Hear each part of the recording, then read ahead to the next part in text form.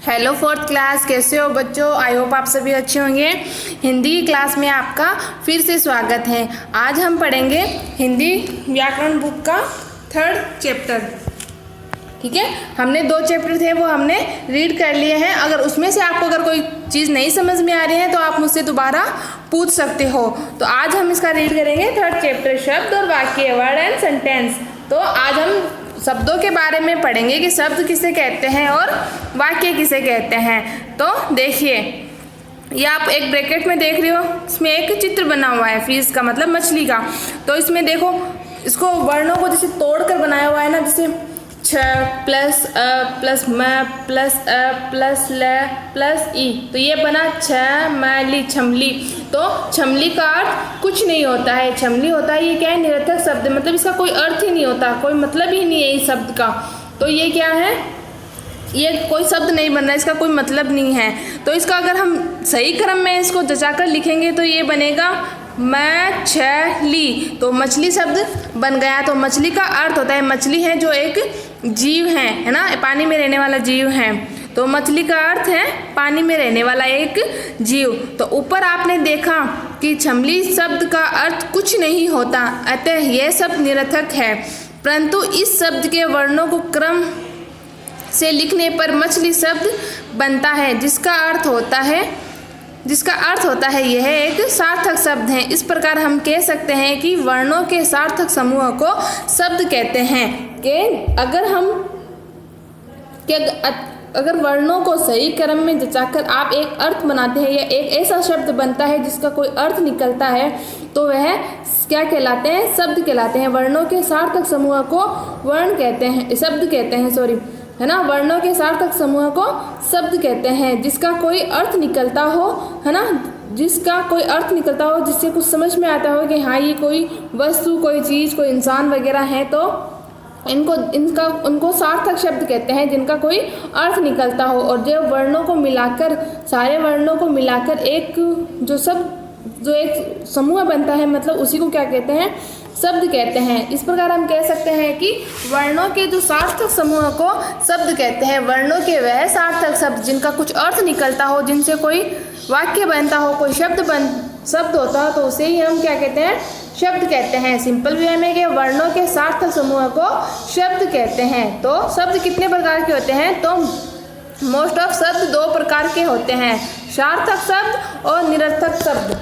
जिन शब्दों का कोई अर्थ होता है उन्हें सार्थक शब्द कहते हैं, मतलब जिन शब्दों को या जिन वर्णों को मिलाकर एक शब्द बनता है ना, और उस शब्द का कुछ अर्थ निकलता हो, जैसे मछली का अर्थ निकलता हो कि ये एक पानी में रहने वाला जीव है और मछली है ना।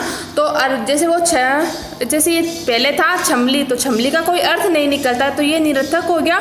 और मछली जो अर्थ है, मछली का कुछ अर्थ निकलता है, तो ये क्या हो गया, सार्थक शब्द हो गया। इस प्रकार जिस प्रकार मतलब जिन वर्णों के समूह से तो शब्द बनता है और जिन शब्दों का कोई अर्थ निकलता हो उसे हम सार्थक शब्द कहते हैं। इस प्रकार हम कह सकते हैं कि जिन शब्दों के यानी जिन वर्णों के समूह से जो शब्द बनते हैं और जिन शब्दों का कोई अर्थ निकलता हो, है ना, उससे हमें समझ पड़ता हो कि मतलब ये कोई वस्तु है, इंसान है या जीव है, तो ये सारे क्या होते हैं, सार्थक शब्द होते हैं, है ना। जैसे कलम, है ना, पेन को कलम बोलते हैं, तोता, चिड़िया आदि, मतलब हमें समझ पड़ता है कि ये पक्षियों के नाम हैं। ये कलम है जो पेन है।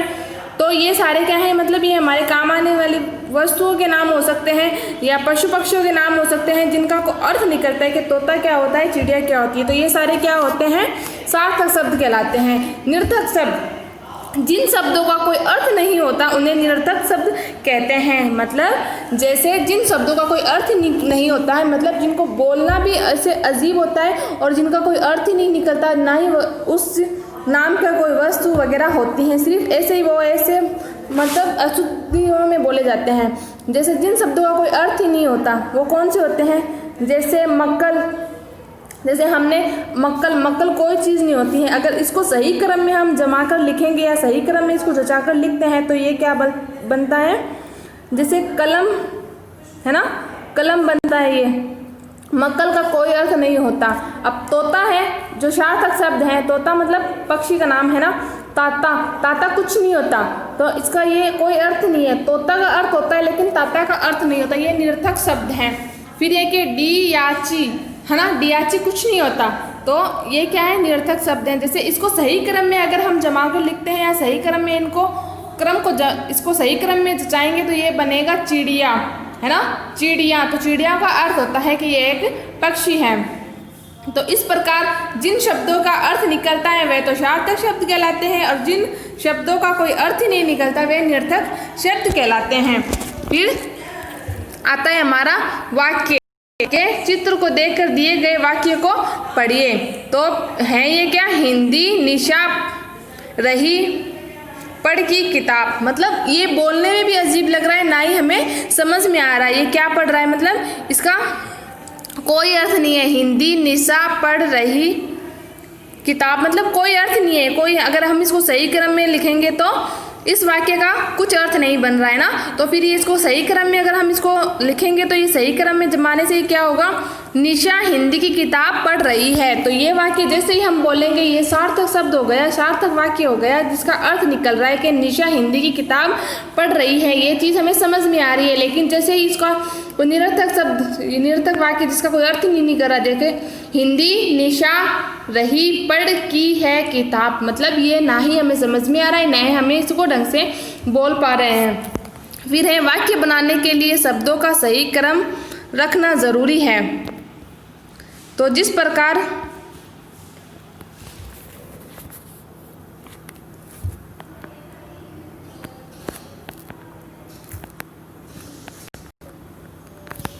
जैसे इसमें क्या कह रहा है कि वाक्य बनाने के लिए शब्दों को सही क्रम में रखना जरूरी है, कि कोई भी वाक्य बनाने के लिए जो शब्दों का है उसका क्रम हमेशा सही रखना जरूरी है।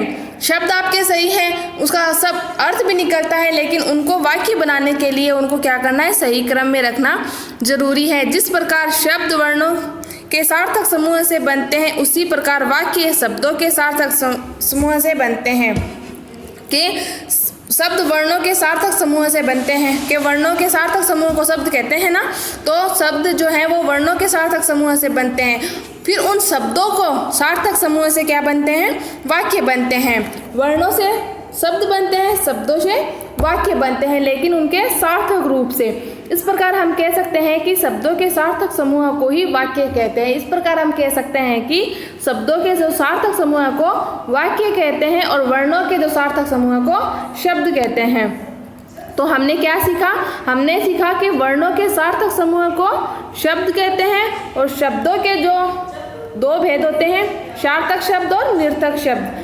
सार्थक शब्दों का क्रमबद्ध समूह वाक्य कहलाता है। मतलब सार्थक शब्दों का जो क्रमबद्ध समूह है वह वाक्य कहलाता है। मतलब जो सही क्रम से जचाए हुए होते हैं वह क्या है, जिससे पूरी लाइन बनती है, वाक्य कहलाता है। तो ये है शब्द किसे कहते हैं। तो अभी हमने पढ़ा था कि वर्णों के सार्थक समूह को शब्द कहते हैं। इसमें आपको अपनी नोटबुक में फिल करना है, ये एक्सरसाइज है बेटा। आपको अपनी बुक में, नोटबुक में या बुक में आपको फिल करके मुझे फोटो ग्रुप में सेंड करनी है, ठीक है। कि पहला हमारा प्रश्न है, शब्द किसे कहते हैं। तो वर्णों के सार्थक समूह को शब्द कहते हैं। फिर आता है वाक्य किसे कहते हैं। तो वाक्य होता है शब्दों के सार्थक रूप को वाक्य कहते हैं। वाक्य किसे कहते हैं, शब्दों के सार्थक रूप को वाक्य कहते हैं। फिर आता है, ये है जैसे क्या बना हुआ है, ये जैसे हमारा थर्ड क्वेश्चन है, ये है जैसे गु बैला को सही क्रम में दो सार्थक शब्द बनाइए। मतलब इनको सही क्रम में करके इनको सार्थक शब्द बनाना है। जैसे गुलाब, गुलाब है ना, गुलाब सार्थक शब्द बन गया ना, एक मैंने बनाया, और आपको ऐसे ही सार्थक शब्द बनाना है। जैसे गुबला का कोई अर्थ नहीं होता, इसको सही क्रम में जमाएं आप लिखोगे तो ये गुलाब बनेगा। फिर है री त छ, इन वर्णों को सही क्रम में लगाकर लिखिए। तो इन वर्णों को अगर आप सही क्रम में लगाओगे तो ये क्या बनेगा, छ त री। इसको अपोजिट साइड से आप लिखना स्टार्ट करोगे, जैसे छ त री, तो छतरी है, तो छतरी शब्द बन गया, है ना, जो छतरी शब्द का अर्थ निकलता है। फिर है सही कथन पर राइट और गलत कथन पर रॉन्ग का चिन्ह लगाइए। निरर्थक शब्दों का अर्थ होता है नो। निरर्थक शब्द वह होते हैं जिनका कोई अर्थ नहीं होता, तो ये क्या होगा आपका रॉन्ग हो गया। फिर है शब्दों के सार्थक समूह को वर्ण कहते हैं नहीं, शब्दों के सार्थक समूह को वाक्य कहते हैं। वर्णों के समूह को तो शब्द कहते हैं, लेकिन शब्दों का जो सार्थक समूह होता है वह वाक्य कहलाते हैं, तो ये भी आपका है रॉन्ग। फिर आता है थर्ड, वर्णों के सार्थक समूह को शब्द कहते हैं राइट। वर्णों के जो सार्थक शब्द समूह होते हैं उसको शब्द कहते हैं। जिन शब्दों का अर्थ होता है उन्हें सार्थक शब्द कहते हैं। बिल्कुल, जिन शब्दों का अर्थ होता है वही सार्थक शब्द कहलाते हैं। तो ये आपके 2 राइट्स हो गए, ठीक है। फिर आता है हमारे नेक्स्ट क्वेश्चन की ओर के निम्नलिखित वर्णों को सही क्रम में लिखकर सार्थक शब्द बनाइए। जैसे ये सत मतलब इसका कोई अर्थ नहीं निकला, तो अगर इसको आप लिखोगे तो ये बनेगा आपका पुस्तक। ये बनेगा आपका पुस्तक। इसका अर्थ निकल गया कि पुस्तक होती है वो हम किताबों को कहते हैं, है ना। फिर है डुल, मतलब इसका कोई अर्थ नहीं है, तो ये बनेगा आपका लड्डू। ये अर्थ बनेगा आपका लड्डू। फिर है ईडाक। इड़ाक शब्द कुछ नहीं होता, इसका कोई अर्थ नहीं होता। अगर हम इसको सही क्रम में लिखेंगे तो ये बनेगा कढ़ाई। कढ़ाई, इसको सही वर्णों में लिखोगे, सही क्रम में जचाओगे तो ये बनेगा कढ़ाई। कढ़ाई। फिर है तरओ, मतलब इसका कोई अर्थ नहीं निकलता। अगर इसको आप अपोजिट साइड से अगर क्रम में जमा कर लिखोगे तो ये बनेगा औरत। औरत, ठीक है। फिर है ये जरसु। जरसु का कोई अर्थ नहीं निकलता, ये कोई अर्थ नहीं है, ये निरर्थक शब्द है। तो अगर इसको सही क्रम में जमाओगे तो ये बनेगा सूरज। सूरज जो होता है सूर्य को बोलते हैं, तो सूरज का अर्थ निकलता है ना, तो ये बनेगा सूरज। फिर है थी हा मतलब कुछ नहीं होता है, तो अगर इसको सही क्रम में आप जमा कर लिखोगे तो ये बनेगा हाथी, है ना, हाथी, ठीक है। फिर है हमारे निम्नलिखित शब्दों को सही क्रम में लिखकर वाक्य बनाइए। ये जो है, ये जो सही क्रम में लिखे हुए नहीं है, आपको इनको क्या करना है, सही क्रम वाइज इनको जमा कर लिखना है। जैसे इसमें फर्स्ट है स्वादिष्ट मम्मी बनाती है मेरी खाना। अगर इसको सही क्रम में आप जमा कर लिखोगे तो ये होगा मेरी